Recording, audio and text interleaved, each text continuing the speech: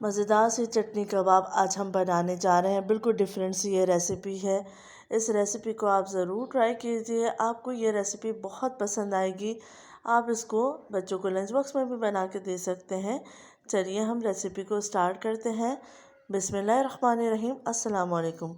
सबसे पहले हम तैयार कर लेंगे चटनी। तो इसके लिए चाहिए थोड़ा सा पुदीना, हरा धनिया और 5 से 6 हरी मिर्चें।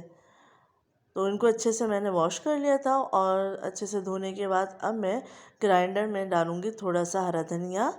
इसके बाद मैं डाल रही हूँ 5 से 6 हरी मिर्चें, 2 मोटी लेनी है और 3 से 4 पतली हरी मिर्चें। इसके बाद थोड़ा सा पुदीना डाल देंगे। अब इसमें मैं ऐड करूँगी हाफ़ टी स्पून सफ़ेद ज़ीरा और नमक 1/4 टीस्पून। 1 टीस्पून के करीब पानी डाल देंगे और इसको अच्छे से ग्राइंड कर लेंगे। तो आप देख सकते हैं ये अच्छे से ग्राइंड हो चुका है। अब हम इसको निकाल लेंगे एक बोल में और इसमें मज़ीद और चीज़ ऐड करेंगे। तो 2 टीस्पून मैं इसमें ऐड कर रही हूँ मायोनीज़ और साथ ही मैं इसमें ऐड करूँगी मोज़रेला और चेडर चीज़।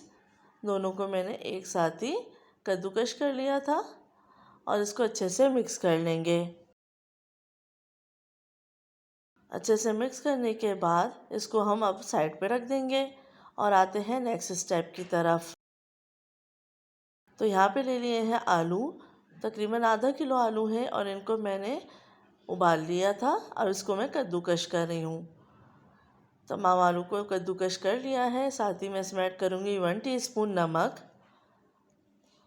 सफ़ेद ज़ीरा 1 टीस्पून, पिसी हुई काली मिर्च 1 टीस्पून, कुटी हुई लाल मिर्च 1 टीस्पून और शिमला मिर्च बारीक कटी हुई 1 अदद। अब इन तमाम चीज़ों को हम अच्छे से मिक्स कर लेते हैं। मसाले आप अपने टेस्ट के हिसाब से कम या ज़्यादा कर सकते हैं। अब इसमें मैं ऐड करूँगी ब्रेड क्रम्स, तकरीबन 1 प्याली, और इसको भी अच्छे से मिक्स कर देंगे। आप ब्रेड क्रम्स की जगह कॉर्नफ्लावर भी डाल सकते हैं ताकि अच्छे से बाइंडिंग हो जाए।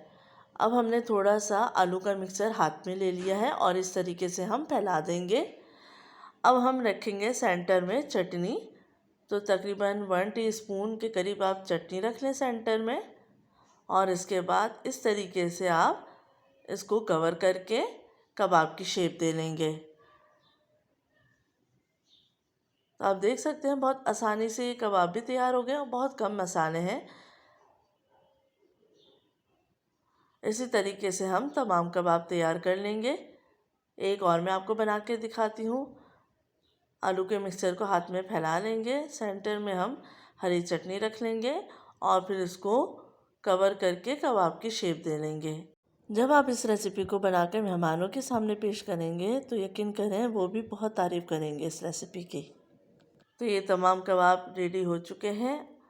अब हम इसको फ्राई करने के लिए कोटिंग करेंगे। तो 2 अंडे ले लिए हैं और अंडे में हम डाल देंगे थोड़ा सा दूध और इसको अच्छे से बीट कर लेंगे। अच्छे से बीट करने के बाद अब हम लेंगे कबाब। उसको सबसे पहले अंडे के मिक्सचर में डिप कर लेंगे और फिर ब्रेड क्रम्स में कोट कर देंगे।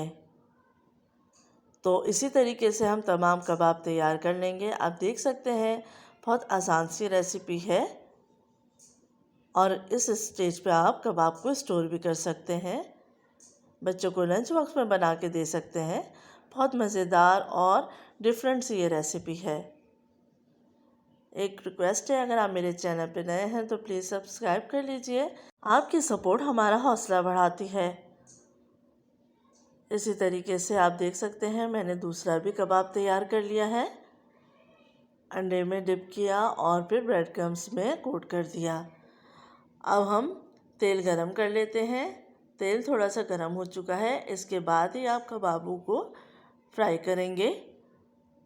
जब एक तरफ से गोल्डन ब्राउन हो जाएंगे तो फिर हम टर्न करके दूसरी साइड से फ्राई कर लेंगे।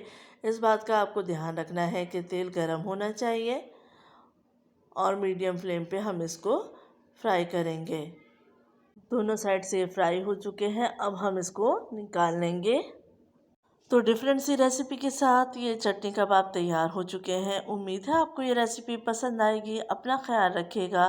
फीडबैक देना मत भूलिएगा। अल्लाह हाफ़िज़।